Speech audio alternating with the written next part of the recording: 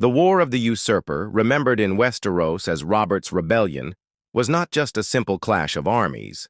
It was a war of honor, betrayal, and shifting loyalties. But imagine a world where two of the most important Baratheon brothers never lived to see its end. What if Stannis Baratheon and Renly Baratheon died during Robert's rebellion? This single twist changes the future of the Seven Kingdoms in ways more devastating than most would ever predict. The Baratheon brothers represented three different faces of the Stormlands. Robert, the eldest, was fire and passion, larger than life, driven by love for Lyanna Stark and hatred for House Targaryen. Stannis was iron discipline and relentless duty, a man who bent but never broke. Renly was charm and politics, a youth who later would gather knights and lords not through fear or discipline, but through admiration. Together, the brothers formed a powerful trinity, even if their bond was never truly warm. Without Stannis and Renly, Robert would find himself both strengthened and weakened, depending on how you look at it. First, consider the timeline of their deaths.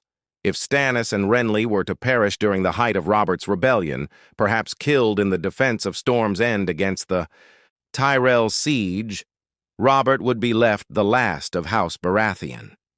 Storm's End, one of the greatest castles in Westeros, would either fall to the Tyrells or be claimed in Robert's name after his eventual victory. But if both Stannis and Renly were lost before the rebellion ended, Robert's hold over the Stormlands would weaken dramatically. Lords loyal to Stannis's command would no longer have his unyielding leadership. Renly, too young to lead but old enough to be a symbol, would be gone as well.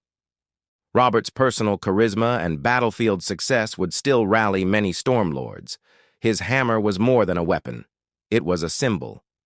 Yet Robert was not a man of administration. He was not a builder of alliances beyond war.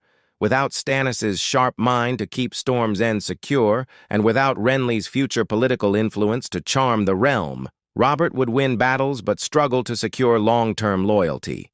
The war itself might still end in Robert's favor. His bond with Eddard Stark and Jon Arryn was unshakable.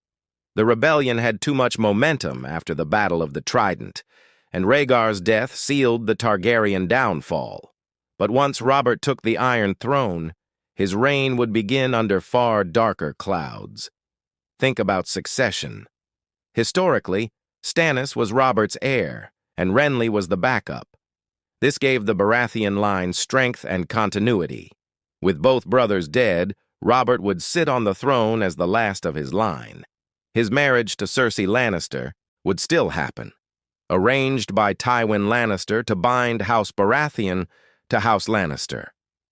But when the truth of Cersei's children being illegitimate eventually came to light, there would be no Stannis to press the claim, no Renly to rally ambitious lords. Robert's death would throw the Seven Kingdoms into chaos with no clear Baratheon heir. In this alternate timeline, the seeds of instability are planted the moment Robert wins. Stannis was the rock who would never yield, the man who made sure Storm's End held during the siege. If he died then, House Tyrell might claim Storm's End, changing the entire balance of power. The Tyrells could argue that Robert abandoned the castle while his brothers perished, giving them a rightful claim. If Robert later tried to strip them of this prize, the Stormlands would become a fractured, contested territory. That would make Robert's reign unstable from the very beginning. Furthermore, Renly's absence removes one of the most significant figures of the War of the Five Kings decades later. Renly's charisma and his ability to rally the Reach and Stormlands lords brought thousands under his banner. Without him, House Tyrell might look elsewhere for influence, perhaps binding more tightly to the Lannisters from the start. This would strengthen House Lannister even earlier, giving them unrivaled power in King's Landing. Robert himself would feel the loss deeply, though he may not show it. Stannis was not a brother he loved, but he respected his unyielding nature. Renly, though too young during the rebellion, was a reminder of youth and innocence that Robert often longed for. To lose them both would harden him even more, leaving him bitter, reckless, and perhaps even more prone to drowning his sorrows in wine and women. The biggest immediate consequence, however, lies with the lords of the Stormlands. Houses like Tarth, Selmy, and Cairn followed Robert out of loyalty to the Baratheon name and the shared sacrifices of Stannis and Renly. Without them, Robert would need to fight harder to keep these lords loyal after the rebellion. His charm and battlefield glory could carry him only so far. Once the war ended and politics began, Robert's weaknesses as a ruler would shine through more quickly. Thus, the rebellion itself would still succeed. Robert would still wear the crown, Lyanna would still die, and the Targaryens would still be defeated. But the kingdom he built would be weaker, shakier, and without a clear line of succession. In this alternate history, Robert's throne would be made of iron, yes, but its foundations would already be crumbling. The long-term consequences of Stannis and Renly's deaths ripple outward across the Seven Kingdoms. To understand how deep the change runs, we must look at what happens after Robert's death. In the real timeline, Robert left behind three supposed heirs, Joffrey, Myrcella, and Tommen. Stannis, as the next in line, pressed his claim when Jon Arryn's discoveries about the children's true parentage came to light. Renly, with the backing of the Tyrells, also sought the throne. Their rivalry divided the realm, but their survival ensured the Baratheon name lived on in some form. Now imagine Robert dies in a world where his brothers had already been lost. The first result is simple. There would be no Baratheon claim to counter the Lannisters. Joffrey, despite being a bastard of Jaime and Cersei, would rule uncontested, backed by the full might of House Lannister and possibly House Tyrell. With no Stannis to raise the Baratheon banner and no Renly to offer a popular alternative, Ned Stark's attempt to reveal the truth would end in disaster. He might still confront Cersei, but he would have no Baratheon heir to place on the throne. Instead, his discovery would be seen as treason, his allies few, and his cause doomed. His execution would come even swifter. This means the War of the Five Kings would not happen at all. Instead, it would be the War of the Lion and the Wolf. Joffrey and the Lannisters would face the North's rebellion alone.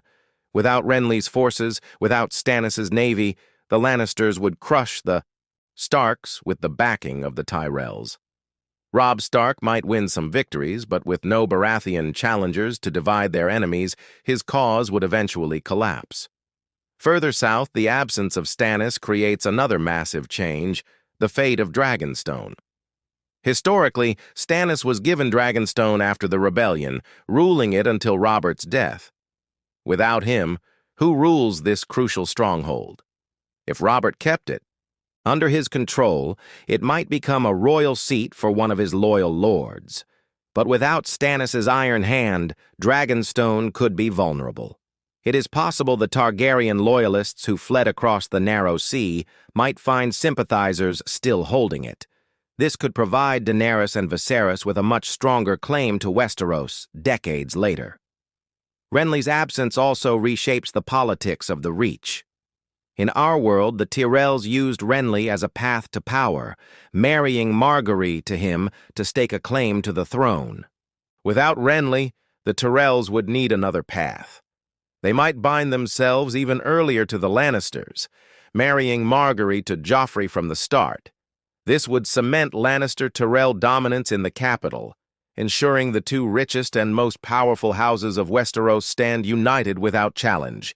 Such an alliance would make them unstoppable in the short term, but power always breeds opposition. With no Baratheon claim to rally around, discontented lords might seek other options.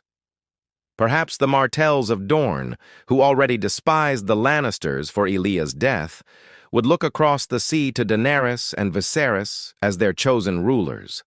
In this timeline, Daenerys' return to Westeros could be much smoother, with Dornish ships waiting to bring her home. Robert's reign, meanwhile, would be even more disastrous than before. He would rule without brothers to challenge him, but also without brothers to steady him.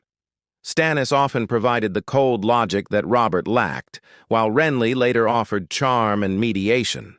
Without them, Robert would spiral faster, neglecting governance entirely.